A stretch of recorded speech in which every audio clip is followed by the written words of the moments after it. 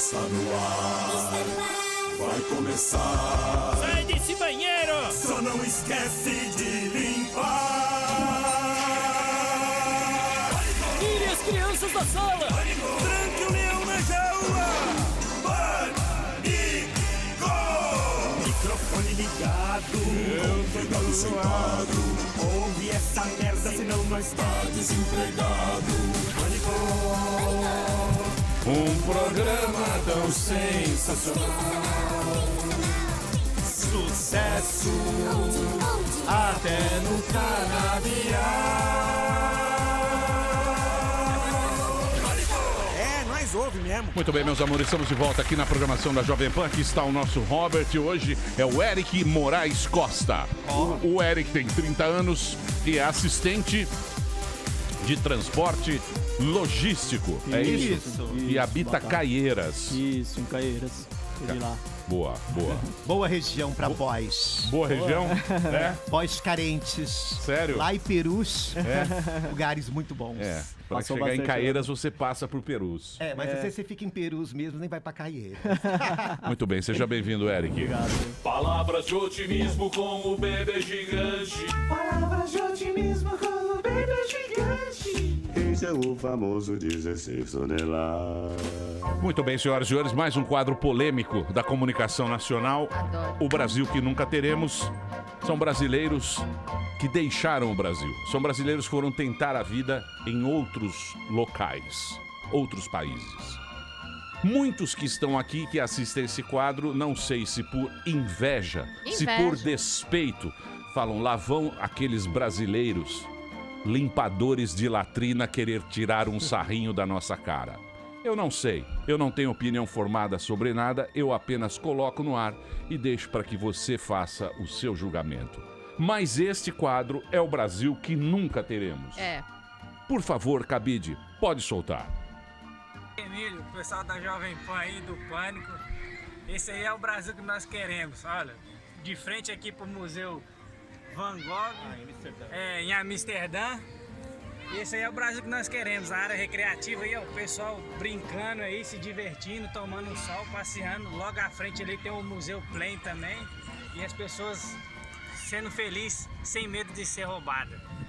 Esse é o Brasil que nós queremos, que nunca vai ter, né? Fazer o quê? Olá, meus amores. Meu nome é Emílio. Por incrível que pareça, meu apelido é Bola. Não sei porquê. Estou aqui no meio do Mississippi, na estrada, trabalhando.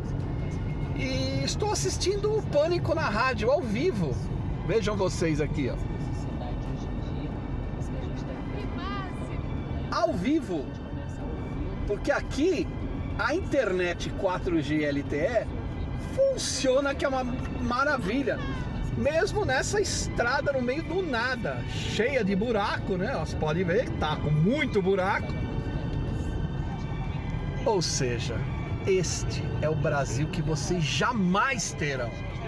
Nunca terão. Nunca. Carioca, você é o melhor. Forte abraço. É isso aí, bichão. Este é o Brasil Esse que aí deveria ser o de nunca teremos. Amsterdã, né? Eu Deveria ser o de adoro. Amsterdã. Quem você convidou, Couve? Muito bem. Ó, é o seguinte. Hoje nós teremos política nesse programa. Mas quem nós vamos trazer aqui? Os maiores especialistas, o comentarista da Rede Jovem Pan, Felipe Moura Brasil, jornalista. Ele foi da Veja, ele é o maior influenciador político do Brasil no Twitter, âncora do Pingos nos Is, e hoje aqui nós vamos falar sobre as tretas, sobre Lula, sobre... que mais, Vieter? Você é um cara que você se interessa por política ou não? Eu prefiro pegar um resfriado do que Sério? me interessar por política. Você não se interessa? Nada, zero? Eu não tenho poder nenhum, né? Eu vou votar e vai ganhar sempre quem eu não quero que ganhe. pessimista. Sim, mas é que nem você torcer pra Dinamarca na Copa. A gente torce pros mais fracos e se frustra. Tem que torcer pro time Croácia bom. tá indo muito bem. Croácia vai trazer o caneco. Inclusive você acertou. Ontem.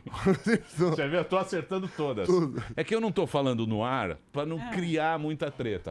Mas o nosso almoço... Acertou. Você viu que eu tô acertando todas. Tá mesmo. Mas é que é tudo planejado. Mas se prepara, viu, Marina? É tudo planejado. Ele é um gato. Olha, não, sem gracinha. Não, eu não vou. Já falei com ele no elevador. Todo respeito, ele é lindo. Deixa eu falar. Fala, Paulinha. Hoje a gente vai usar a hashtag Política em Pânico. Política em pânico. Eu quero saber o seguinte. Porque você sabe que há o bastidor e o jornalista conhece o bastidor. Claro. Eu quero saber por que Datena, Hulk e Joaquim Barbosa arregaram. Isso me interessa muito. Te intriga, né? Isso me intriga. Claro. Quero saber por que eles vão e voltam. Hoje, no Pânico, as Boa. respostas a essas dúvidas, essas questões. Tá começando o Pânico aqui na Jovem Pan. E se você tiver o vídeo, você que tá vendo fora do Brasil, mande o seu vídeo para o nosso querido Cabide. Não é isso, Cabide? Tá chegando muito ou pouco? É 11 93 117 1009. A pessoa pode mandar mais, viu? Tá chegando pouco. Tá chegando pouco, segundo o Cabide. Ah, você quer o quê também? Milhares? Claro. Ah, pelo menos uns 5. Porra. O 5. Não, tá bom, mande o que der, o que der. Que der. Tá bom, né? E eu, se vocês me permitirem, você deve ter recebido no seu WhatsApp, você recebeu o negócio dos brasileiros? O quê? Uma Do quê? zoação? Não. Fiquei muito triste. Qual? Eu vou colocar daqui a pouco, mesmo que doa o coração. Tá começando o Pânico aqui na Jovem Pan. O que foi, Ramalho? Chegou o Tiririca. Sem gracinhas com a menina. Já Fala, chega agredindo Mandinha. a colega. O que foi? Foi um elogio. Oi, gente. Chegou chegando? Muito bem, então vamos trabalhar. Tá começando o Pânico aqui na Jovem Pan. Viu? Hoje, uma presença ilustre, uma presença encantadora. Está aqui ele, jornalista, antagonista, foi da Veja, considerado o maior influenciador político do Brasil no Twitter. E ele é âncora do Pingos nos Is, aqui da Jovem Pan. Aqui está Felipe Moura, Brasil! Fala aí, Felipão, beleza? Beleza, Emílio, sempre um prazer estar aqui. Muito obrigado mais uma vez pelo convite, Paulinha, toda a equipe do Pânico, ouvintes. Tamo junto. Você sabe por que você está aqui, né? Por quê? Para Houve nos um golpe esclarecer. no fim de semana, é isso? Não teremos golpe no final de semana. Para nos esclarecer que a gente está muito perdido nesse momento agora que acabou a Copa e aí vem política. E tá toda a sociedade treme. A sociedade está muito preocupada com o futuro do Brasil e você vai nos ditar, vai nos dizer. Ontem nós tivemos a Sensitiva. Primeiro nós tivemos os caras do esporte que não acertaram. Nada. Tudo que eles falaram, Tudo errado. tudo que eles falaram, nada Só o aconteceu. Emílio acertou. Agora nós vamos ter eleição e você vai ser o cara que vai prever o que vai acontecer. Prever? Tipo uma mãe de Ná. Caramba. Esclarecer é melhor do que prever, né? Você Não acha? gosta de dar palpite, também na Copa do Mundo também não gosta de dar palpite, Então, não mas- gosta de analisar o jogo. Então, mas todo mundo quer ter um mentor. Que segundo a mulher é um espírito que fala no seu ouvido. Você tem um. Quando você nasce, fica um espírito aqui falando. Que alguns chamam de intuição. E as pessoas nem intuição estão tendo para essa eleição. Ninguém sabe direito. Não. Onde cravar ali para coisa melhorar um pouco. Você vai ser esse cara hoje. Eu sou esse cara. Você vai ser esse cara hoje. Então, beleza, o que você quer saber, Emílio? Tamo junto. Eu quero saber o seguinte: como é que surgiu o interesse por política na sua vida? Bom, na minha vida, o interesse por política está muito associado com o interesse pela leitura, né? Pelo interesse por arte, de um modo geral, assistia, era rato de locadora que alugava todos os filmes, ouvia muita música brasileira também, aí pegava aqueles livrinhos dos CDs que o pessoal jovem hoje não tem mais, né? Lia as letras, decorava tudo, e aí comecei a passar para crônicas de jornal.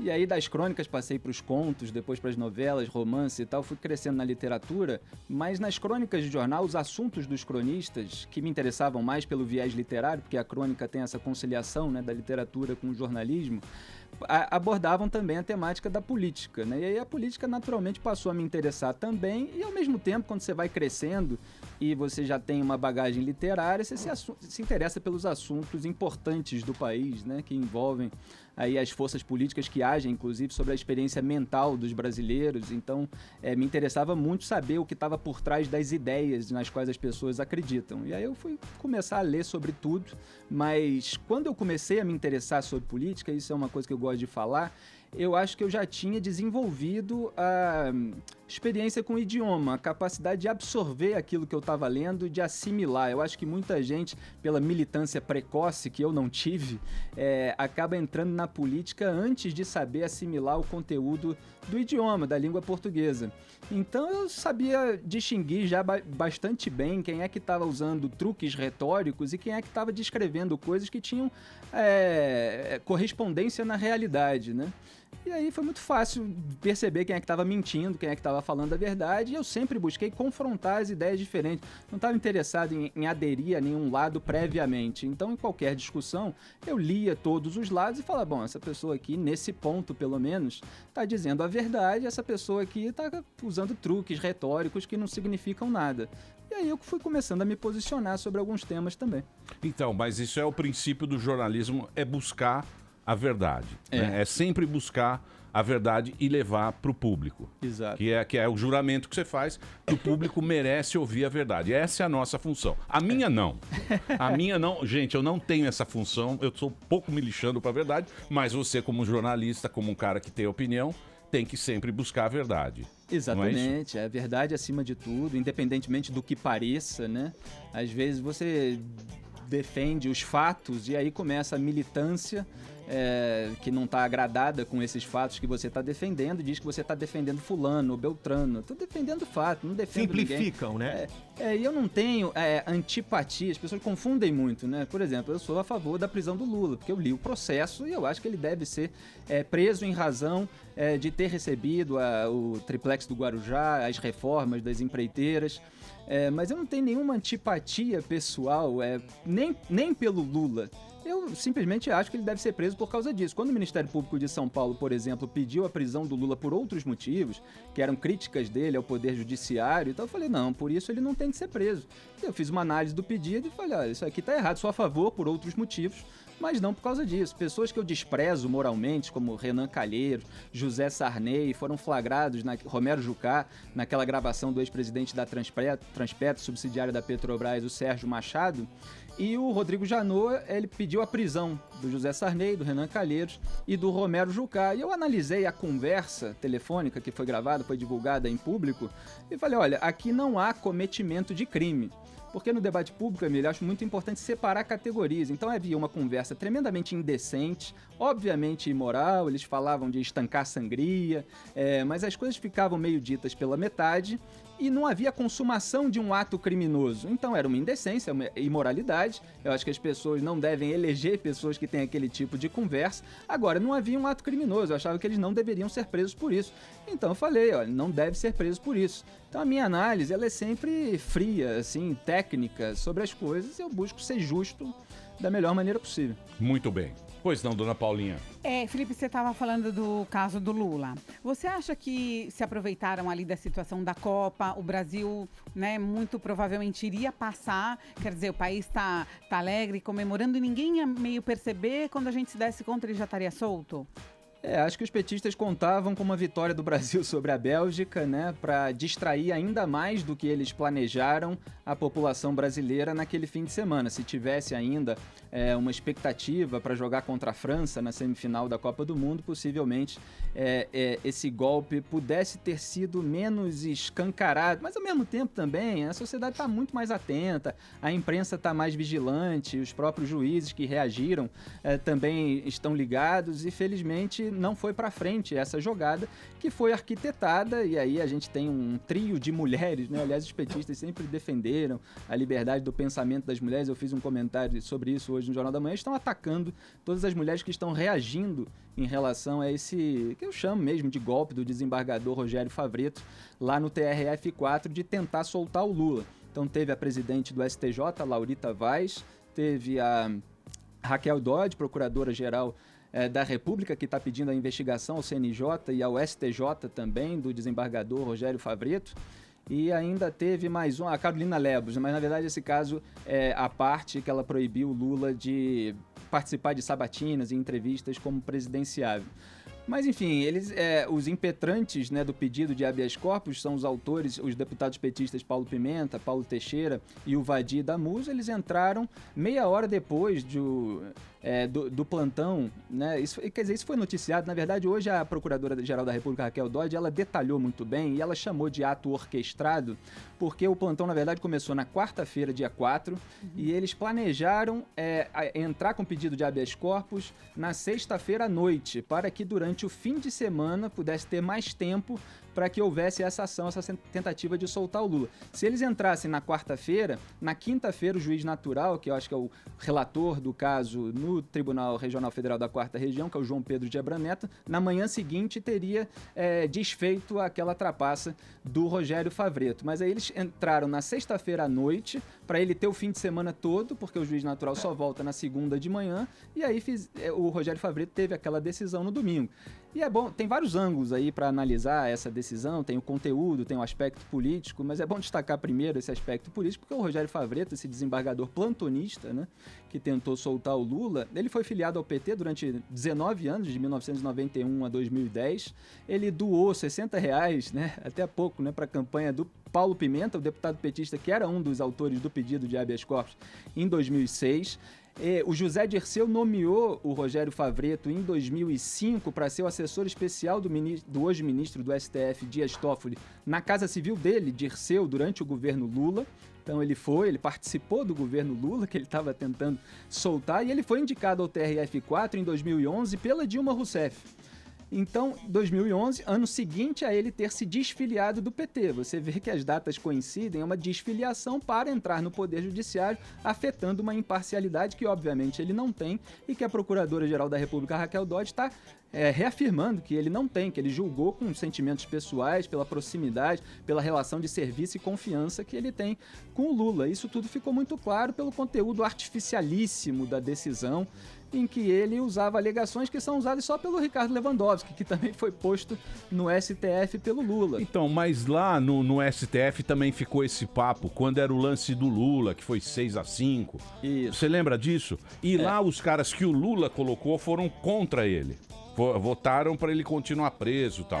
Alguns, né? Então, mas isso é que a gente não consegue entender, porque o cara fala, não, o PT aparelhou, o PT colocou os caras lá, o aparelhamento e não sei o quê, não sei o quê. Mas naquela votação, eu não sou muito ligado em política, mas naquela votação eu ouvi alguém falando, não, tá vendo, ele tá dando voto, foram colocados pelo Lula, e os que não foram colocados pelo Lula votaram a favor do Lula. Mas você tem os dois mais fiéis que foram colocados pelo Lula, que são o Dias Toffoli e o Ricardo Lewandowski. Ricardo Lewandowski é amigo da família Lula, por Lewandowski isso que é o veinho. O veinho, aquele veinho do canto. Exatamente. E o outro é aquele o chamado estagiário, que é o Dias Toffoli, que nunca passou em concurso público, tremendamente desqualificado para se tornar um ministro do duas Supremo. vezes. Levou bomba, né? 2 vezes. E entrou lá em 2009. Então, esses dois são os mais fiéis. O que acontece, Emílio, é que os governos petistas indicaram 7 dos atuais 11 ministros do Supremo. E, às vezes, você não tem um juiz que possa, pelo menos, parecer qualificado, não que seja, e que seja tão militante da causa a ponto de você ter uma confiança total de que ele vai sempre votar a favor das suas causas. Eles tiveram muitas oportunidades de indicar e alguns se rebelaram, felizmente, né? Mas tem 2 que são muito mais ligados ao partido, muito mais ligados ao Lula, que são sempre fiéis. Mas o Dias Toffoli disse que a ligação com o PT, ele foi advogado de campanha do PT, ele trabalhou na Casa Civil do Dirceu durante o governo Lula, e ele disse na sabatina no Senado, que é aquela cerimônia de bajulação coletiva, infelizmente eles não são interrogados como deveriam, os ministros indicados pelo presidente, ele disse que a ligação com o PT era uma página virada na história dele. Aí chegou lá no Supremo Tribunal Federal, votou a favor do habeas corpus pro Lula, votou 2 vezes pela soltura do José Dirceu, e conseguiu, né, lá na segunda turma, ao lado do Ricardo Lewandowski e do Gilmar Mendes, onde eles formam esse trio libertador, essa maioria, são 5 ministros, 3 formam a maioria. Votou a favor do habeas corpus do Antônio Palocci. Ele tem uma entrevista gravada com ele em fevereiro de 2016, em que ele se disse desde sempre a favor da prisão após condenação em segunda instância, isso em fevereiro de 2016. Aí em outubro de 2016, 8 meses depois, ele votou contra a prisão após condenação em segunda instância. Aí você se pergunta o que aconteceu de fevereiro para outubro Ele mudou, para né? ele mudar uma opinião que ele diz na entrevista, em vídeo, já divulguei isso, uma opinião que ele diz que tem desde sempre. O que aconteceu foi que em agosto, quer dizer, 2 meses antes da votação, a Polícia Federal indiciou Lula justamente no caso do triplex, por corrupção passiva, lavagem de dinheiro e naquela época ainda falsidade ideológica, o processo exatamente pelo qual o Lula viria a ser condenado. Aí o Dias Toffoli mudou de opinião. Mas felizmente naquele ele vai caso... ser o presidente agora. Só para concluir, felizmente naquele caso ele foi voto vencido, né? Porque o plenário do Supremo Tribunal Federal autorizou a prisão após condenação em segunda instância. E ele que vai pro cargo da... Exatamente. Agora existe uma preocupação setembro, muito né? grande que ele seja o Rogério Favretto do STF, porque ele vai assumir a presidência da corte em setembro, porque ele é o membro mais antigo que ainda não ocupou esse cargo. Então ele assume no lugar da Carmen Lúcia. Essa regra, na verdade, não é uma lei, é uma tradição interna. Então já está havendo um movimento na internet. O jurista Modesto Carvalhosa criou hoje um abaixo-assinado, já tem mais de 30 mil assinaturas até 11 horas da manhã, pelo menos, para que ele seja impedido de assumir esse cargo. Que ele pode assumir também quando a Carmen Lúcia agora for substituir o Temer na presidência da República, durante viagens do presidente. Então fica a preocupação de que os petistas usem o plantão do Dias Toffoli para tentar libertar o Lula também. Seria muito ousado e principalmente depois de toda essa confusão e depois de todas as reações das autoridades à decisão do desembargador Rogério Favretto no TRF4. Muito bem. Gente, é uma aula, né? Você tá vendo? Estou perdida. Amandinha, você que é... Eu que sou. Olha, eu falei que vinha pra cá, o pessoal de cuidado com a Amanda. Amandinha. Eu queria dizer, você é do antagonista. Eu tenho um problema com o antagonista que nem é nada do PT, nem nada. É que você clica na notícia, é a mesma notícia que tá no Twitter. Isso me dá muita raiva. Por quê? Porque você leu o antagonista. O antagonista é bom, é tudo curtinho, eu gosto. É curto, daí você não precisa clicar. Quando você clicar, vai ter uma informação a mais. Vai ter tem um texto a mais. Não tem Claro texto. que tem. Às vezes tem informação, tem comentário, tem análise. Ela nem sabe o que é o antagonista. Quem é o dono do antagonista? Meu amor, você está falando... Ela que não sabe. Vai, sem briguinhas. Então, essa é só minha crítica ao antagonista, mas eu assino o seu... Mas isso varia, porque às vezes a informação é dada em primeira mão e aí tem que ser rápida, e ela sai curta e depois vai se detalhando, né? Entendi. Ele começa com uma rapidinha, depois ele... Você, depois que a Copa ainda não acabou, mas praticamente acabou, já começa, né, um ambiente da eleição. Já tem nas TVs, já tem uma coisa. Eu vi um canal já anuncia debate, daí já tem um negócio vote consciente, que eu não sei o que significa. Porque hoje a gente tem tanta consciência que daí você não vai votar, certo? Eu não vou votar? Não, a gente não vai votar. Porque, por exemplo, você sabe que fulano fez isso, que fulano fez aquilo, que não sei o que. Quem eu vou votar? Entendeu? Que É tanta consciência pior, né? que deram pra gente, que a gente agora, o voto consciente é um malefício também, porque há uma possibilidade honesta e de novidade. De novidade? Novidade não tem. Tem novidade. E é natural, as pessoas falam agora a gente tem que escolher o menos pior. Eu não sei quando é que elas escolheram o melhor, né? Eu sou relativamente jovem, não sei se houve uma época aí em que se pôde escolher realmente o melhor, mas eu sempre busquei votar naquele que no momento me parecia o menos pior. Você já sabe. Mas hoje em dia a gente sabe tudo de todo mundo. Você falou de vários partidos. Desde Lula, AS, não sei o quê. Então a gente não tem muita opção, porque daí fica... Não tem. Em quem você vai votar? Não, já sabe? Pode falar. Pode ser não, ele pode falar. Ele é jornalista. Eu vou decidir em cima da hora, eu sou jornalista, eu só divulgo em público se eu achar que em algum momento vale a pena. Então, mas você não acha que... Porque o que acontece é o seguinte, por exemplo, o cara que ganhar, ele tá ferrado. Tá. Certo? Ele tá ferrado. Essa greve dos caminhoneiros foi um aperitivo do que será Brasil no ano que vem. Aperitivo. Você acha? Que horror. Pequeno aperitivo. Mas por quê? Porque Baseado em se que vocês você falam, você é pessimista. Porque você tem que pensar o seguinte, pro cara acertar, ele tem que resolver um monte de treta. Quer reforma, quer mexer dinheiro dos velhos, aposentado, o seu dinheiro, Paulinha. Esse cara vai ter que mexer. Não tem jeito. Isso eles já sabem, né? O problema do Brasil é fiscal. E quando você vai fazer o negócio, você vai votar num cara esperando que vai melhorar e vai piorar. Quem é esse cara que tem culhão pra isso? Tem que ter um cara que tenha culhão. que vai sentar lá e falar, não, eu vou fazer isso aqui. Porque o político, quando ele ganha a eleição, pode ver, ele sempre se mantém no poder. Ele não resolve problema nenhum. A gente sempre já viu isso aí, né? Ele vai lá, tal, ele não resolve o problema que tem que ser resolvido. Por quê? Porque mexe na votação, mexe na popularidade dele. Isso é que é ruim. Exatamente, cortar privilégios é ruim, porque os grupos de pressão protestam, isso aí que você está falando, o próximo presidente vai ter que ter mais coragem ainda, porque ontem mesmo o Congresso deu um libera geral nos gastos públicos, então vai ser reajustado salários de servidores, série de despesas também vão aumentar, o governo está tentando compensar isso de alguma forma, o ministro da Fazenda, Eduardo Guardia, fez apelos aos presidentes da Câmara e do Senado para que essa farra fiscal não fosse tanta, ou que ficasse para depois do recesso do recesso parlamentar, né? Os parlamentares agora saem de férias para que eles tivessem um tempo ainda para negociar e tal, tentar diminuir, mas o Congresso está liberando geral, então tem um impacto possível dessa farra fiscal de 100 bilhões de reais e essa conta que é do orçamento de 2019 vai ficar para o próximo presidente da República. Então vai ser difícil governar e sendo difícil governar também o presidente fica sendo objeto de chantagem, né? E a gente teria de ter uma renovação no Congresso Nacional, mas é muito difícil porque os grandes partidos dominam a estrutura, dominam a máquina partidária. Você tem esses disfarces agora, eles tiram uma letrinha, fingem que não são do partido que está com o nome manchado na praça, mas eles conseguem atingir o eleitorado se disfarçando, o eleitorado não acompanha tanto a política quanto a gente acompanha, e fica difícil mesmo. Inclusive, a eleição parlamentar, ela não ganha muita visibilidade no próprio debate público de um modo geral no Brasil, né? A gente não sabe direito quem são os candidatos.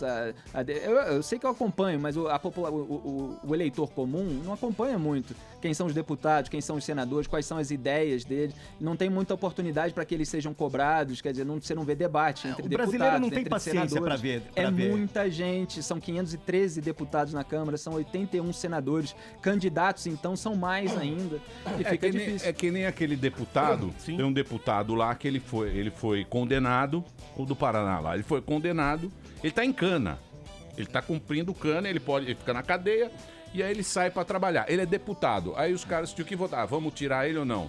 Não vamos tirar. Então o cara tá preso, ele sai da cadeia, vai lá e faz lei. Onde é que você já viu? Qual a lógica? Como é que você vai explicar isso pra alguém no mundo? Não tem como. Não, tem um cara que tá preso, aí ele sai lá e faz lei pra gente. Por quê? 14-0. Não, aqui a gente manda. Então é tudo zoado. E ele tava numa dessas comissões que fazem leis que interessam aos presidiários, né? Aí a imprensa divulgou, acabaram tirando ele. Pra você ver a que nível que chega, tá né? O tudo sujeito zoado. Vai criar lei pra ele próprio ser solto. Filho? Oi? Esse que vocês estão falando, quem é? Carly Filho? Foi agora isso aí. Foi agora. Agora eu esqueci o nome dele. Não lembro, é o... Celso Acho Jacob? que é Carly Filho, não é? Não? É, do Paraná. Bom, mas isso não vem ao caso. Mas é um absurdo. É um absurdo. Vai sair lá alguém da cadeia, fazer lei. Eu tô muito triste. Eu vou pra Miami. Vou para Miami. No meio das bibas. Isso que o tá falando, eu lá, por vou exemplo, ferver em você Miami. tem- Vai ficar aqui votando nesse povo encardido, essa gente Vinheteiro. Eu tenho uma pergunta muito interessante. Opa!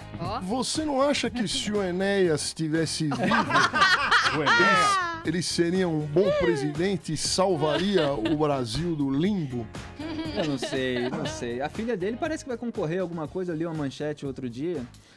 O Enéas ficou famoso por falar aquilo em alta velocidade, né, com pouco tempo de TV. E tem vários candidatos esse ano que vão ter muito pouco tempo de TV. A Marina Silva estava até cogitando usar esse pouco tempo de TV para anunciar que ela está ao vivo nas redes sociais e tentar levar os eleitores às redes sociais. A gente também vai ver nessa eleição essa disputa entre a força das redes sociais, da televisão, né? Não sei se ela consegue levar muita gente para as redes sociais, se isso está tão popularizado no Brasil a ponto de os eleitores do Nordeste, por exemplo, terem um acesso rápido e procurarem saber. Tem uma parcela, né? Quem tem força hoje nas redes sociais, mas é o Jair Bolsonaro, que consolidou ali um público fiel a ele e que está sendo difícil de desidratar, né? As pessoas diziam meses atrás, até poucos meses atrás, que ele estaria desidratado, que ele não passaria para o segundo turno, e a gente está aqui, julho, e ele está em primeiro lugar, e os ataques a ele não têm surtido efeito até agora. Vamos ver se em agosto, com o começo dos debates eleitorais na TV, se ele for, e ele garantiu que foi, depois de toda uma lenga-lenga... É porque ele deu uma regada, né? Não, mas surgiu ele uma vai. notícia que ele chamou de Ele fake... deu uma regada. Surgiu uma informação que ele chamou de fake news, de que ele não iria. Então ele falou, garantiu que vai. Eu espero que vá, para que a gente possa até se divertir, né? Porque esse embate do Bolsonaro com Ciro Gomes pode ser que renda pelo menos uma pipoca, né, Amy? Pode ser que acabe sendo divertido. É 2 pavio curto ali, né? Dois pavio curto, 2 pessoas explosivas. Então, é isso.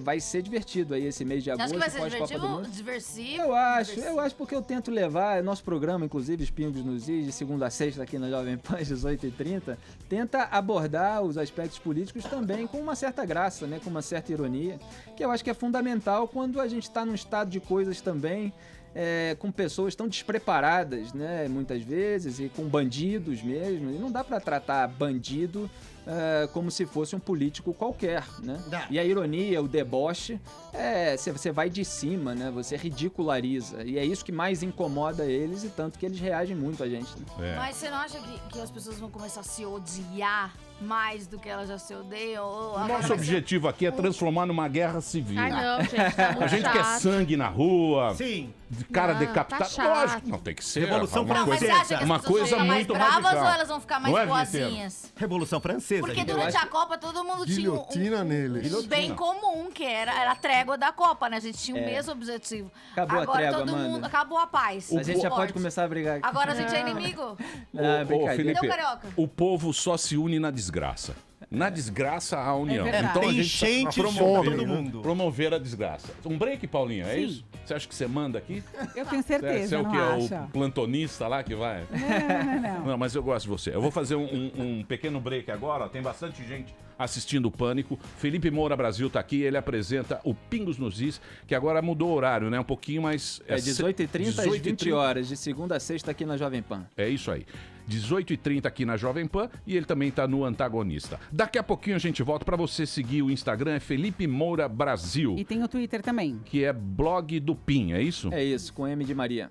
Blog e hoje do a gente Pin está com usando a hashtag, Emílio. Política em Pânico. Exatamente. Muito bem, mande a sua pergunta aqui no @programa Pânico, a hashtag Política em Pânico. Daqui a pouquinho a gente volta aqui na Jovem Pan. E ele vai dizer por que Hulk, Datena Porque eles arregaram. e o... O Datena arregou O em Barbosa. uma semana. Porra, Datena. Por que o Datena... Foi e voltou umas 3 vezes. Informações de bastidores Ele que não sabe saiu no tudo. Antagonista, na Jovem Pan, nem o Camarote sabe. É. Daqui a Ai, pouquinho meu sonho que o Camarote o Felipe venha aqui. vai contar aqui na Pan. Muito bem, meus amores, estamos de volta aqui na programação da Jovem Pan. Esse é o Pânico e hoje uma presença ilustre nesse programa. Está aqui ele, que é o âncora do Pingos nos Is aqui na Jovem Pan, 18h30 para a Rede Jovem Pan, até às 8 da noite, Pingos nos Is, segunda a sexta, aqui na programação da Jovem Pan. Está aqui o Felipe Moura Brasil, para seguir no Twitter é Blog do Pin com M de Maria e o Instagram é Felipe Moura Brasil. Eu tenho uma pergunta. Hoje nós vamos dizer quem vai ser o presidente da República. ele sabe, inclusive. Nós já cravamos quem seria o campeão mundial e hoje quem será o presidente da República. Ele já me contou. Eu tenho uma pergunta. Contei pra Marina. Você não sofre ameaças assim? Pela internet sempre, né? Só Mas, que assim, a pessoa telefonema. normalmente é covarde, né? Pela internet fala o que dá na telha, ameaça, né? Mas na rua eu nunca passei nenhum problema, não. Até porque o número de apoiadores sempre foi infinitamente maior do que o número desses delinquentes. Mas você anda sem segurança. Sem Ele anda segurança. armado. Entendi. Ô, Isso Felipe, aí eu não vou falar. deixa eu te fazer uma pergunta. Você foi considerado o maior influenciador político do Twitter no Brasil. Uhum. Eu queria saber se você acha que hoje o Twitter ele tem um impacto, as redes sociais, muito grande. Porque você vai Tem lá... pra tonto. Pra tonto. Eu não acho. Tonto. Eu não acho. Tonto se influencia pelo Twitter. Não, porque... Quem não é tonto é outra coisa. Não, eu não acho. Eu acho que hoje... Queria te fazer essa pergunta porque ele que é o convidado. Você acha que tem esse impacto porque você fala uma coisa e os dois lados têm acesso e começam a se pronunciar? Então, por exemplo, se usa hoje uma hashtag que todo mundo pode comentar. Então, ficou mais democrático? Sem dúvida. Os meus leitores, espectadores e ouvintes não são tontos, como o Emílio está falando. Não. Ele acha que sou eu. Eu estou generalizando. Não, lógico, a nossa audiência é qualificada. É qualificada. Não somos tontos do Twitter. Claro. Nós estamos aqui, pô. Senão os caras não estariam ouvindo a gente. É o pessoal de música clássica, tipo vinheteiro, uma coisa mais elitizada. Mas eu sou um colunista que vim da internet, né? Eu escrevia para sites na internet, tinha os sites que eu criei junto com amigos, depois meu próprio blog, e daí, né, uma editora da revista Veja me pinçou para virar colunista da Veja, e eu lembro dela me dizendo assim: Felipe, eu quero que você continue fazendo o que você já faz, só que você vai fazer na Veja e a gente vai te pagar um salário para você fazer. Então, para mim, a internet deu, evidentemente, uma maior democracia no sentido de ideias ao debate público, né? Porque você tem uma maneira de driblar a filtragem feita por editores de veículos de comunicação. As pessoas têm uma condição de acessar a população em maior escala por meio da sua própria conta pessoal e dos seus blogs, das suas redes. Isso, evidentemente, gera uma reação dos veículos de comunicação e de jornalistas contra a internet, mas muitas vezes é um debate idiota, porque existe muita qualidade na internet e existe muita qualidade em alguns setores da imprensa. A questão é que os brasileiros precisam desenvolver ferramentas mentais e de leitura e de interpretação para ver quem é que está dizendo a verdade, quais são os fatos verificados naquela discussão pública, porque esse lado tendencioso, a militância político, partidária, ideológica, existe em todos os lados, inclusive na imprensa. Esse negócio de fake news, por exemplo, começou muito na eleição americana, que eu acompanhei bastante, eu cobri como colunista da Veja, comentando muito, e ela é originalmente, todo esse debate, uma reação da imprensa à força das redes sociais. Sendo que a imprensa americana, que quando é traduzida no Brasil, é sempre a imprensa mais ligada ao Partido Democrata, é sempre a imprensa mais à esquerda, ela também divulgou uma série de notícias falsas ou distorcidas, meias-verdades, que eu fiquei tratando de refutar para um número de leitores aqui que só tem acesso a uma tradução da parte militante de esquerda dos Estados Unidos, entendeu? É um debate divertido de fazer. Não, e esse debate, acho que ele abre um universo. Você, por exemplo, é verdade, porque quando você ouve uma notícia ou quando você lê, é aquilo que está escrito. Com as redes sociais, com a internet, você ouve os dois lados. Então, né, recentemente a gente viu toda a polêmica lá do Galhaço, Cossielo. Mas é verdade. Gente, você acha que ele sabe quem é o Cossielo? Você sabe quem é o Cossielo? Ele não sabe. Nem sei. Ele não sabe. Então, deixa eu fazer certeza. Eu confesso que eu vi no Twitter o que eu ali acho umas declarações. bacana é que ali você consegue ver os dois lados da história e tomar a sua conclusão. Eu acho que isso que hoje falta. Ou ignorar. Porque hoje você é tudo polarizado. Então, ou é um lado ou é outro. Eu acho que a internet possibilita isso. Você ouvir outras versões. Vai, Paulinha, chato. Perguntas. Por que você a sua saiu? família toda é politizada? Tipo, não. E eu que sou chata. Ele é do Colírio, porra. Então. Colírio Moura Brasil. Tá vendo só? Se falar isso, o pessoal vai pensar que eu recebo uma do fortuna Colírio pelo Moura Colírio. Brasil. Eu não Sabe o recebo Colírio, nem o nada. azulzinho? O Colírio foi... Ele é Colírio da Capricho. O Colírio foi... A fórmula foi criada pelo pai do meu bisavô, meu trisavô, só que ele vendeu na época, então a gente não recebe nem um centavo. Colírio Moura Brasil. Sério, você não recebe royalties? Nem um centavo. Mas a minha família é de oftalmologista desde então, né? O pai do meu bisavô, o avô, meu pai, meu irmão mais velho, felizmente seguiu, aí eu brinco na família que eu fui enfrentar um desafio maior de levar o sobrenome para outras áreas. Quando você seguiu pra criticar a política, os seus familiares não falaram, é perigoso, faz outra coisa. Eles falam todo dia até hoje.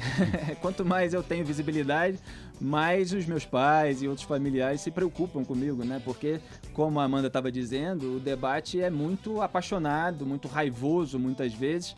E o desafio para a gente, jornalista, é justamente manter a serenidade e fazer todas as distinções. Como essas distinções de categoria que eu estava falando. Quando um sujeito incorre num crime e quando ele está sendo imoral, indecente, ou está fazendo alguma declaração de mau gosto, essas categorias são diferentes. E, na verdade, a militância política sempre quer transformar tudo num crime. E a gente não pode ceder a esse tipo de declaração. Por que você saiu da Veja? Porque a Isto É paga melhor, tá louca. Eu saí da Veja porque eu recebi uma proposta melhor do site O Antagonista e um mês depois a Jovem Pan, com quem eu já tinha que já tinha me sondado um ano antes, acabou me chamando também e aí eu vim para a Jovem Pan. Então eu achava que o Antagonista tinha uma linha editorial que era adequada para o meu trabalho, já me sentia de certa forma, né? Não em tudo, mas um antagonista dentro da Veja. E aí eu achei absolutamente natural esse caminho, um site que teve uma ascensão meteórica, que estava bombando na internet mais do que o site de outros veículos de comunicação. Mas eu já tinha absorvido do público da Veja tudo que eu precisava, agora eu estava trazendo mais do que recebendo. Mas é independente o Antagonista, são jornalistas, ou não? São jornalistas independentes, ele é do Mário Sabino e do Diogo Mainardi.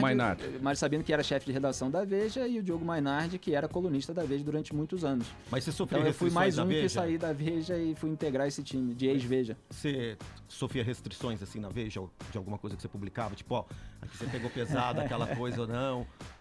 Não, eu não sofri nenhuma restrição. Na minha página eu tinha liberdade para escrever o que eu quisesse, com todas as consequências que isso acarreta, todas as reações. Então, nesse ponto, eu não tinha. O que eu achava é que meu trabalho podia ter uma divulgação maior que o Antagonista, pelo crescimento dele, iria dar. Porque eu já tinha muita força, né? Como a Paulinha citou, teve esse ranking de influenciadores políticos no Twitter, então eu tenho muitos seguidores nas redes sociais. Mas o site da Veja, a revista Veja, não estava me trazendo mais, não havia uma grande divulgação do meu blog, da minha coluna em outras plataformas que me trouxessem mais leitores. Então era eu, com a força que eu conquistei pelo meu trabalho de seguidores nas redes sociais, que estava trazendo público para minha coluna. Ninguém mais lê a Veja, né?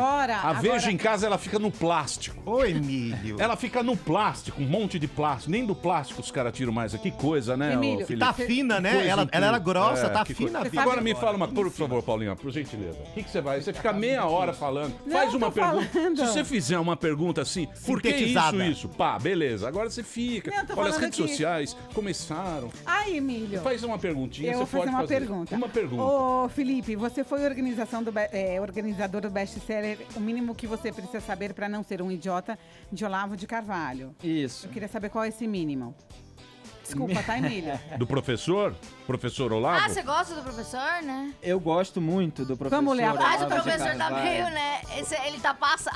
A última vez que eu falei do professor aqui, ele me citou. Muito obrigado, professor Olavo, que me chamou de menininha. Menininha. Ele foi gentil. Professor Olavo, eu gostava muito do vlog dele que ele tinha com a senhora dele. Mas você leu o livro, Amanda? Não li. Não leu. Eu tenho, não sei se eu gosto do professor. O professor, eu assisti o filme do professor. Ele tinha um teve um filme do professor. Teve um filme Jardim das Aflições, que é o mesmo nome de um livro antigo dele. Isso, Jardim das Aflições. Ele é uma figura muito polêmica, né, o professor. Ele tem muita treta aí mas quem quer que fale muitas verdades no debate público se torna uma figura polêmica, né? E sofre uma demonização exacerbada daqueles que divergem simplesmente deles, ou daqueles que já foram desmascarados de alguma forma por ele. Agora, o Olavo, para além dessa figura de polemista no debate público, que muita gente conhece apenas pelo que ele produz na internet, em vídeos, em posts no Facebook, ele tem um trabalho filosófico enorme, e era isso que eu queria trazer para o leitor comum, o cidadão comum, em toda a sua profundidade, mas evidentemente através da maneira mais simples, que eram os artigos jornalísticos dele. Ele tem livros filosóficos, como o próprio Jardim das Aflições, que são muito profundos e muito longos, e eu queria fazer uma coletânea que envolvesse vários temas diferentes, que fosse organizada por temas, como ela é, e que cada conjunto desse de artigos representasse um tema. Então eu peguei mais de 20 anos da obra jornalística dele e fui fazendo essas associações por meio do conteúdo dos artigos. E aí começa, para que servisse para o leigo em política, em filosofia, como uma espécie de escadinha intelectual, social, né? Então o livro começa propositadamente falando de juventude, para já colocar o jovem no seu devido lugar e para que ele se identifique com aquela descrição que o Olavo faz da experiência mental brasileira, porque isso atravessa depois toda a política, que é o jovem que precisa, para ser aceito na patota, ele começa a suprimir a sua própria personalidade e se vestir exatamente daquele jeito que o grupinho de amigos, a falar daquele jeito, a adquirir os mesmos vícios, e isso fica muitas vezes para a vida toda. Muitas vezes a gente vê pessoas que têm uma militância política justamente por causa do grupo social que elas integraram na juventude, e isso fica para sempre, porque o exercício que a pessoa precisa fazer para se desvincular disso exige um esforço psicológico enorme, porque ela precisa se desvincular daquelas amizades, ela fica condicionada.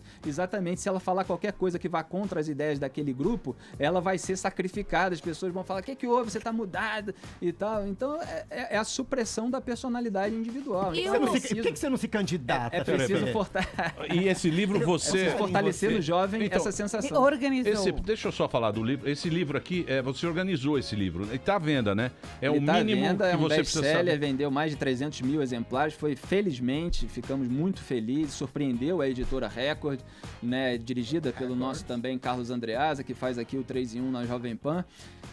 Foi um fenômeno. A primeira tiragem esgotou rapidinho, aí não tinha nem livro para repor. Ficou na lista dos mais vendidos durante meses. Eu brincava nas redes sociais, eu ainda não era colunista da Veja. A organização do livro chamou atenção para o meu trabalho autoral e aí eu passei a entrar nesses veículos de comunicação. Mas eu brincava na internet que a imprensa poderia ignorar o livro por pura pirraça contra o Olavo de Carvalho, porque ele falava muita coisa errada que a imprensa fazia. Mas não podia fingir que ele não estava na lista dos livros mais vendidos. Então ele ficou lá durante muito tempo sem ser mencionado, sem ser comentado, sem que os veículos de imprensa fizessem uma entrevista com o Olavo. Aí a coisa foi ficando mais ridícula, mais vexaminosa, aí começaram a fazer. E quando fizeram, evidentemente, puxando para o lado polêmico, aquelas perguntas com viés mais para o polemista. O que você acha da cura gay? O que você acha, sabe? Essas coisas assim. Entendi. Em vez de fazer uma entrevista com o autor, por aquilo que os leitores dele esperam, para apresentar a obra dele. Você acha que é para desqualificar o cara? Para porque ele tem aquela... geralmente, e para render clique também. É uma mistura, né? Tem a mistura da militância com a mistura do sensacionalismo barato da imprensa. Mas os militantes do professor também são bem agressivos. São bem agressivos. Mas ele não tem responsabilidade sobre todas as pessoas que seguem o trabalho dele nas redes sociais. Porque ele é uma figura... O professor, ele foi jornalista aqui durante muitos anos aqui no Brasil. Hoje ele mora nos Estados Unidos, mas ele mora na Virgínia. Ele mora na Virgínia. Em Richmond, na Virgínia. Isso.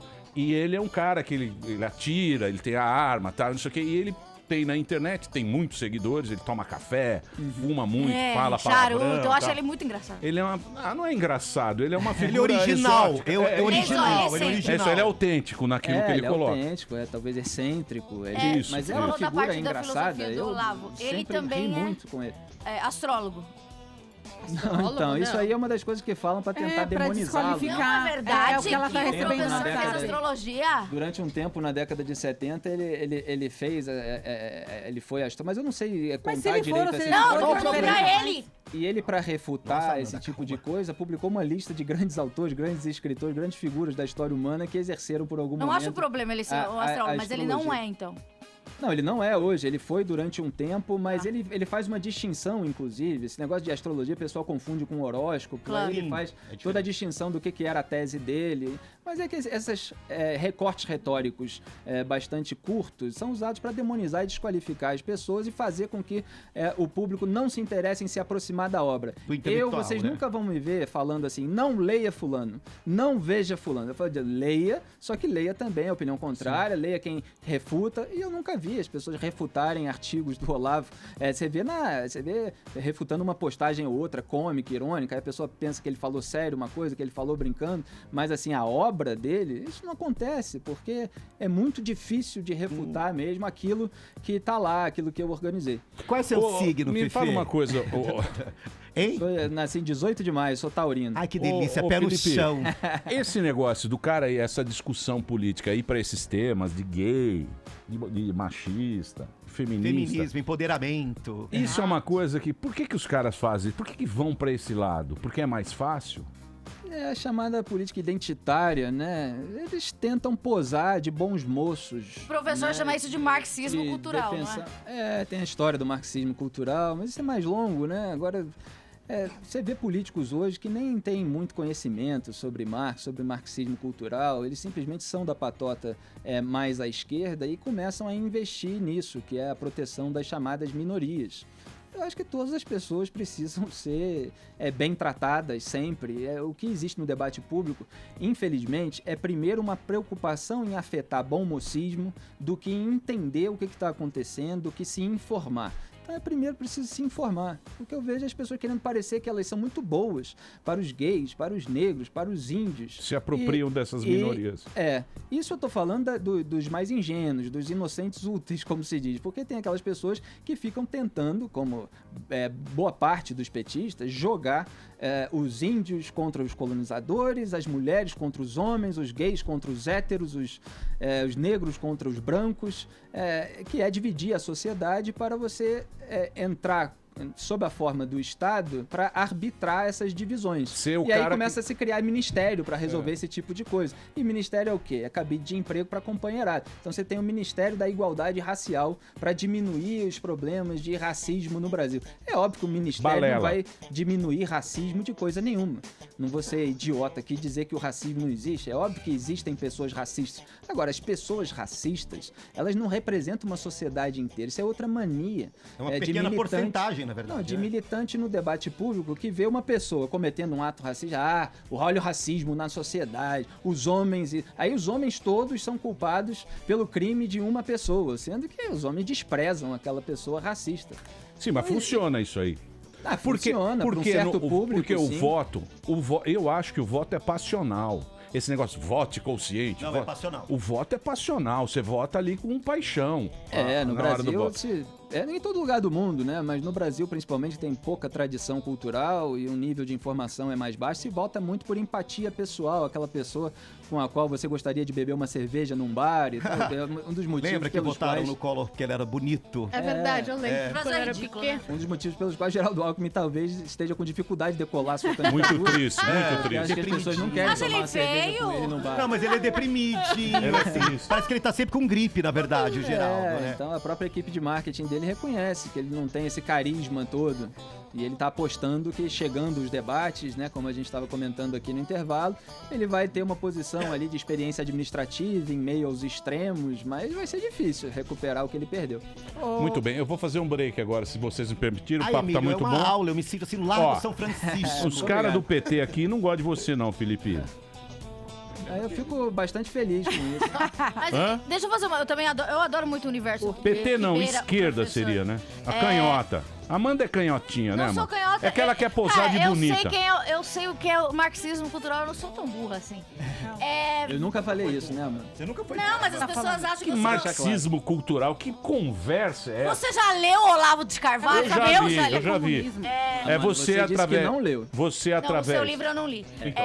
Eu posso... Você através das marxismo cultural, vou falar o que é. Os cantores são tudo de esquerda. Aí o cara que escreve é de esquerda. A imprensa é de esquerda, a gente... Mas por a que, modinha amor? é tudo Não, de isso aí esquerda. tá incutido Porque é no bonitinho, título. porque é Mas bonitinho. por quê? Não, porque o seja cara mais defende, filosófico. porque o cara defende os pobres, porque o cara defende o verde, o meio ambiente. Quem é que não vai defender o meio ambiente? Quem é que vai defender pedófilo, meu Deus do céu? Ninguém. Põe isso na sua cabeça. Quem vai chegar e falar: "Eu sou o cara a favor do machismo. Eu sou o maior machista do mundo. Vota em mim." As pessoas defendem o óbvio. É óbvio, defendem o óbvio. A vida inteira o cara vai... A corrupção, eu sou contra a corrupção. Ninguém tira o chapéu. Tira o chapéu pra corrupção, pra pedofilia, Não. pro machismo, pro racismo. Ninguém. O que acontece com essas pessoas, eu ironizo dizendo que eu fico feliz, mas o que é lamentável, né? Porque tem muito militante também de rede social que pode estar enviando esse tipo de comentário, mas tem aquelas pessoas que simplesmente acreditaram que os petistas defendem os pobres, porque eles ficam dizendo isso, e eles governaram durante 14 anos com os empresários mais ricos do país, formando esquemas de corrupção com eles e patrocinando esses empresários por meio de repasses do BNDES, que também estão sendo investigados até hoje. Então, por que está defendendo os pobres? É um discurso, é uma retórica para conseguir voto, não é a realidade. O próprio pessoal que recebeu o Bolsa Família durante um tempo, depois ficou na pior, tá dependente do Estado, que é, no fundo, um estado de miséria, né? Você ficar eternamente dependente do Estado. Eu quero que essas pessoas possam trabalhar e se tornarem ricas. Agora, esse amor, esse falso amor pelos pobres faz com que eles continuem pobres, mas ganhem uma certa quantia do governo para ter uma vidinha ali não totalmente miserável. Mas essas pessoas precisam ter oportunidade de trabalhar e de ficarem ricas. Muito bem. Prosperarem, Eu vou fazer um pequeno bloco. Eu me emocionei agora. O que foi, Marina Mota? Não tô falando nada. Marina só tá pensando, poderia ser o pai de meu filho. Peitão que você tá aí? Gente, eu tô grávida. Tá com Você não engravidou desse moço, Marina? Muito olha, bem. é uma boa, Deixa eu né? fazer um pequeno bloco. Ó, o papo tá muito bom. Muito obrigado, Bobinha. O papo tá muito bom. Daqui a pouquinho, comissário de bordo. Daqui a pouquinho nós vamos dizer quem será o próximo presidente, que é isso que a gente quer. Mãe de nada política aqui no Pânico. Já a gente volta aqui na Jovem Pan. Muito bem, meus amores, estamos de volta aqui na programação da Jovem Pan. Hoje uma presença ilustre nesse programa. Está aqui ele, um dos melhores jornalistas desse país. Ele que faz o Pingos nos Is, âncora do Pingos nos Is na Jovem Pan, na rede para todo o Brasil, a partir das 6h30 da tarde. E tem o blog, que é o blog do Pim com M de Maria, blog do Pim com M de Maria. E o Instagram é o Felipe Moura Brasil. Felipe Moura Brasil está conversando com a gente, um segundinho, Paulinha, porque eu gostaria de aprofundar os nossos assuntos. Ai, você me Por quê? falar Só um segundinho, porque eu acho que a gente tem que procurar não ficar nessa, porque aqui eles estão, aqui nos nossos ouvintes. Eles estão, você é do Bolsonaro, você é do Lula, você é da esquerda, você é da direita. E nós estamos vivendo um momento em que a gente não sabe direito em quem votar. A verdade é essa. A gente tem a menor ideia. Aí a gente fala o seguinte: por que a gente não sabe em quem votar? Será que o Brasil é só feito de canalha, de pilantra, de vagabundo? Será que todo... Não fui eu que falei. Será que a classe política é uma classe tão ruim assim? Ordinária. Mas aí que está. Eu gostaria de... Por isso que eu gosto de trazer pessoas ilustres nesse programa. Para discutir esse assunto, que é onde está a questão. Você acha que o que faltou nesses caras... Porque se você pegar o quadro político de hoje, é o mesmo de 30 anos atrás.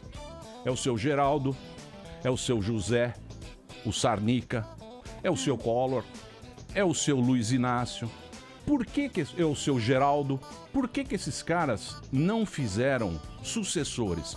Por que esses caras não criaram outras pessoas sendo os caciques? Vaidade?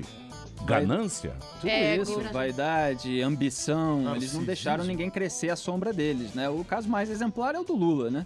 O Lula não tem um substituto, ele não deixou ninguém no PT crescer acima dele. Parece que ele escolheu a Dilma Rousseff justamente porque ele sabia que ela era incapaz de superá-lo em carisma, em liderança dentro do PT. E ele foi querer enfrentar esse desafio de mostrar como ele é tão popular que elegeu até a Dilma, né? E agora você vê o PT aí analisando os seus possíveis candidatos à presidência da República, e tem a Fernanda Haddad, que perdeu no primeiro turno a prefeitura em São Paulo para o João Dória, o Jacques Wagner, que tem um eleitorado lá na Bahia, onde ele fez o sucessor, o Rui Costa, mas nacionalmente foi ministro da Dilma, não tem muita visibilidade, está pontuando muito mal nas pesquisas, assim como o Haddad. Então o PT não tem substituto para o Lula, justamente por causa da ambição, por causa da necessidade de controle que o Lula sempre teve. No PSDB é muito parecido, Geraldo Alckmin também não criou assim um afiliado. Quando criou, na verdade, agora, né, aos 48 do segundo tempo, como a gente estava dizendo no intervalo, parece até que ele se arrependeu, né? Porque o João Dória faz sombra nele, eu chamo de fantasminha camarada, que está sempre ali para assumir a vaga do Geraldo Alckmin, caso o Geraldo Alckmin abra mão da sua candidatura à presidência da República, né? Agora o Dória, ex-prefeito, é candidato ao governo do estado, mas estão batendo de frente. Até na entrevista que o Dória deu nessa semana aqui para a Jovem Pan, ele se contrapôs ao Alckmin em vários assuntos, falou que espera que o Alckmin privatize a Petrobras, e o Alckmin, que vestiu aquela jaqueta com o símbolo das estatais na campanha de 2006, 2006, embora tenha adotado um discurso um pouquinho mais liberal, não fala em privatizar completamente a Petrobras. E o Dória ainda falou que vai ser mais duro do que o Geraldo Alckmin na segurança pública, né? Para você ver que o político lida com a percepção do eleitorado, né? Ele admitiu que ele valorizou os índices de São Paulo em relação a outros estados, em relação ao combate da criminalidade, que de fato é superior, mas mesmo assim fez questão de mostrar que ele vai ser mais duro que o Alckmin, que não é visto como muito duro em matéria de segurança pública, uma bandeira que desde muito tempo está na mão do Jair Bolsonaro sem que ele tenha ocupado nenhum cargo executivo. Então o Alckmin parece que tem essa esperança de vencer o Bolsonaro com dados, com a experiência administrativa, mas num debate o carisma, a contundência, a firmeza também são muito importantes. E nisso o Alckmin tem deixado muito a desejar, como estão comprovando os números. Então, mas o Bolsonaro, você não acha que o Bolsonaro... Porque o que eu sinto nas pessoas é que o Bolsonaro ele representa tudo que a gente quer. Que é o cara durão, o cara que vai chegar lá, vai bater, eu vou resolver todos os problemas e tal. Mas quando ele for pra discussão, que é as entrevistas que eu vi, quando você se aprofunda no assunto, ele não tem esse preparo, vamos dizer assim, porque ele nunca exerceu nenhum cargo executivo. Preparo intelectual, assim, você pega um candidato que seja um leitor, não tem nenhum. Né? E o Bolsonaro, ele sabe falar mais da área mais ligada a ele, das Forças Armadas. Fala que o Lula lê não sei quantos livros lá na cadeia. Não, mas eu digo agora, ele admite que ele não entende de economia, né? Cabe ao eleitor decidir se vai votar num candidato que admite que não entende de economia. Agora escolheu o Paulo Guedes, né, que é um economista clássico liberal, a favor das privatizações das estatais, para ser o seu eventual ministro da Fazenda. Com isso, ele deu um aceno mais ao pessoal da direita, porque o Bolsonaro, embora se apresente como um candidato de direita, ele tem um histórico de votações no Congresso que mostra uma mentalidade mais estatizante, uma preocupação em atender a determinadas categorias que fazem parte do eleitorado dele, como os militares, que é chamado de corporativista em razão disso, e ele tem feito um movimento mais para se aproximar do liberalismo. Fica a questão de até onde vai o liberalismo econômico do Bolsonaro. Aí tem essas conversas dele com o Paulo Guedes, em que o Paulo Guedes propõe algumas coisas, aí o Bolsonaro diz, isso não vai passar no Congresso. Agora, para o Bolsonaro, talvez... embora a militância mais à direita não goste, pode ser que um eleitorado no Brasil também tenha necessidade do auxílio do Estado, ainda tem essa percepção. Então eu não sei se na eleição nacional essa ambiguidade, se você está um pouquinho para o lado liberal, mas também ter um aceno para uma ajuda estatal e tal, possa eleitoralmente, não é a ideia que eu defendo, ser útil a ele, né? Então, mas no final tudo vai ser isso. Vai ser o debate. Eu espero que todas essas questões, Emílio, como você, sejam debatidas, sejam confrontadas, que os candidatos sejam confrontados e obrigados a detalhar e aprofundar essas ideias, para ver até onde vai. O Dória ganhou no debate, porque era muito liso, né? Um comunicador, bem, né? Um comunicador. O cara mandou muito bem naqueles debates. Fala, que acho que as pessoas também estão cansadas das mesmas pessoas tá cansada, que estão no poder. Você vai embora, eu não tô entendeu? Cansado, não. Felipe, aqui não tem ninguém cansado, não. Eu tenho uma pergunta para te fazer. Por exemplo, muito se fala dessa história do Lula, né? Que o Lula tá ali nas pesquisas, mas assim, ele preso, ele pode ou não pode se candidatar? Por que não acabam de vez com essa palhaçada e já falam, olha, o Lula tá fora, pronto, acabou. Olha, e a novela, a gente gosta de novela, né? Eu perguntei pro convidado, obrigada. Nossa, gente, que guerra de fêmeas. Todo mundo sabe a resposta. Mas... Guerra de meninas agora. Ela me odeia. O Carioca vai embora, fica as duas. Beijo, agora. Cari. O Lula foi condenado em segunda instância, né? 3 desembargadores da 8ª turma do TRF4 condenaram a 12 anos e 1 mês de prisão. Pela lei da ficha limpa, quem está condenado em segunda instância está inelegível. E ele está inelegível? O que acontece é que essa inelegibilidade, que é depreendida da lei da ficha limpa, ela só é, vamos dizer assim, documentada depois que o partido registra a candidatura, o que vai acontecer agora no começo de agosto, e o Tribunal Superior Eleitoral, o TSE, a rejeita, dizendo, pela avaliação da atividade pregressa, da condenação, que ele é de fato inelegível. Então é como se ele estivesse num estado de inelegibilidade latente. E aí os petistas ficam tentando explorar isso para ver se conseguem rasgar a lei da ficha limpa, fazer uma pressão, e também porque eles querem que o candidato petista se mantenha na liderança das pesquisas. O fato de o Lula aparecer Eu acho grotesco que os institutos de pesquisa fiquem colocando o Lula na cartela dos presidenciáveis, né? Um presidiário. Mas ele está lá, isso beneficia o PT, porque fica mostrando que ele é o líder das pesquisas, e aí eles fazem esse discurso ridículo, político, de que não querem que o Lula volte à presidência da República, é o líder. Seja inocente, né? O veinho lá falou, o Mojica falou, gente, esquece o Lula. Pensa em gente nova, põe gente nova. O veinho lá do Uruguai lá falou: esquece o Lula, pega um outro cara de esquerda, um outro cara legal, um cara jovem. Pega o Haddad aí. Por que você acha? Fica nesse negócio. Vai ou não vai? Aí fica Paulinho enchendo o saco. Não, eu estou querendo esclarecer. Por que você acha que muita gente ainda continua acreditando na inocência do Lula? E acha que é perseguição? Olha, isso tem uma parte que é a militância petista mesmo, que não tá nem aí se é inocente ou se é culpado, e defende que é inocente, mesmo cinicamente. E você tem pessoas que são muito mal informadas, né? As pessoas não leem o processo. E mesmo pessoas que têm ferramentas de leitura, que tiveram acesso a uma educação de suposta qualidade, mas elas não leem o processo. Eu acho que o Lula tem que ser preso porque eu li o processo, porque eu acompanhei os detalhes, e eu vi que ele recebeu um triplex em troca de 3 contratos públicos da Petrobras. Então, uma forma de recebimento de propina, né? O que acontece é que o fato de não ter uma... Às vezes a escritura. Eles querem a escritura. Uma gravação, um filme de ele saindo com uma mala de dinheiro, pode talvez tirar um pouco o peso para essas pessoas, mas acontece que reforma é um negócio caríssimo, então são mais de 2 milhões de reais que ele recebeu. É como se você estivesse saindo com uma mochila de 2 milhões de reais. Felipe, foi isso que aconteceu. E quanto tempo um afegão médio demora para ler todo o processo do Lula?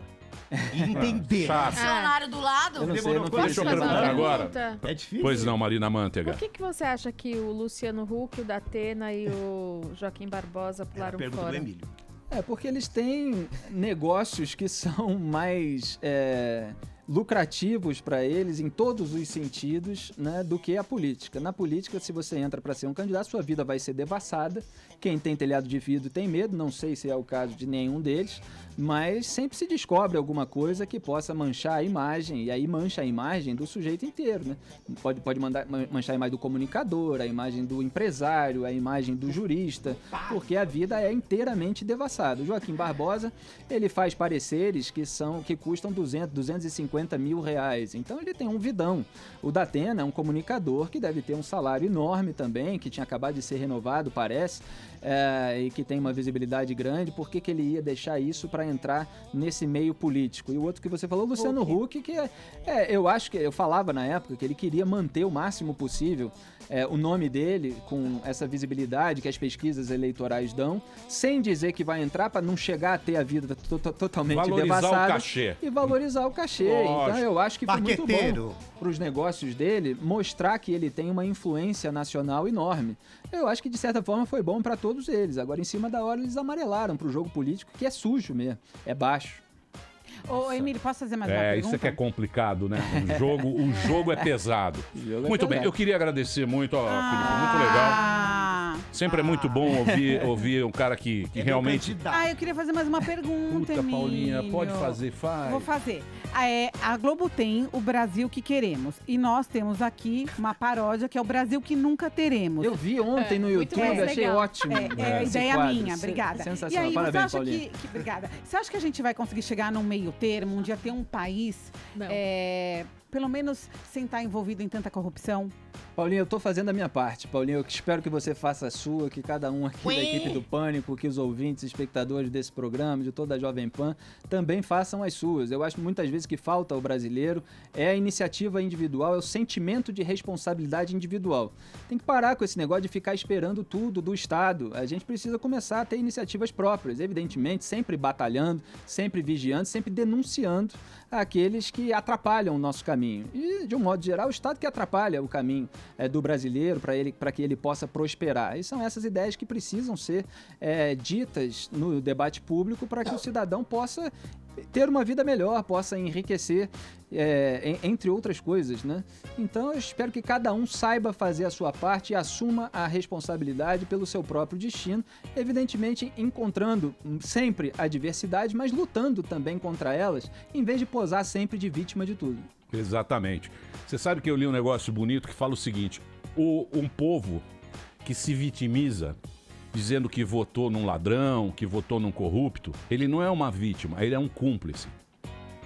Ó, que pesado isso. Filha. Eu li isso aí outro dia. Bonito. Então, quer dizer, não Tem adianta nada você votar num cara que você fala, pô, esse cara é ladrão, é corrupto, dane-se, eu vou votar nele. Você não é uma vítima do cara, você é cúmplice desse picareta. Tem muitas histórias inspiradoras, né? Tem um filme, Mãos Talentosas, que conta a história do Ben Carson, que chegou a ser pré-candidato à presidência lá nos Estados Unidos, que era um negro pobre que se transformou nos maiores médicos da história, né? Ele foi o primeiro médico a separar irmãos siameses pela cabeça, unidos pela cabeça.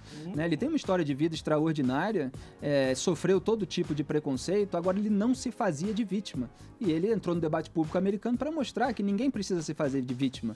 O pobre, o negro, ele pode enfrentar as adversidades, muitas vezes até com um senso de humor, que ele também demonstra. Então, fica essa recomendação aí das pessoas se inspirarem nesses exemplos.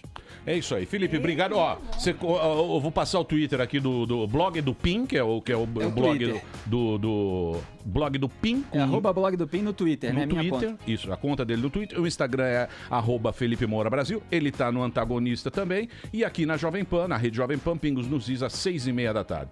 Felipe, muito obrigado por tomar o seu tempo aí. Sempre é muito legal quando você vem aqui trocar uma ideia. Mais palmas! Valeu, obrigado.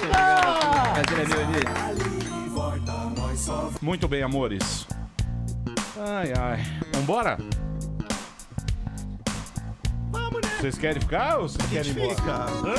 Ficar? Não, ficar também não, né? Vamos na Dirce? Dirce. Opa, aí sim. O que é? Feijãozinho da Dirce. feijão, você já viu isso? Desejo por arroz e feijão. Qual o problema? A melhor comida do mundo Eu é o sei, arroz, é que eu tô feijão, com tá no peito desejo daquele todo estúdio. dia. Eu chego aqui, eu já olho pra disso e falo, ai, arroz e feijão. Você vai ver quando você começar a querer bife de fígado, que é seu filho querendo sangue. Muito bem, amores. Amanhã estaremos de volta aqui ao meio-dia. Amanhã vem alguém da Globo e também o Vitor Sarro, que vai fazer um Uma espetáculo. gracinha de pessoa. Ih, ai, bichona. Meu amigo, meu brother. Impossível, hein? Meu brother. Não tá? Meu brother. Meu brother. Meu brother. Gracinha de pessoa. Uma gracinha. Fala, Mandita. Falou nada. Muito bem. Amanhã estaremos de volta ao meio-dia aqui na Jovem Pan. Olha, tudo de bom. Tchau. Mas já terminou? Terminou! E eles não desistem! Se já terminou, vamos acabar. Já está na hora de encerrar. Pra quem já almoçou, pode aproveitar e sair pra cagar. Acabou mesmo! Acabou! Acabou mesmo!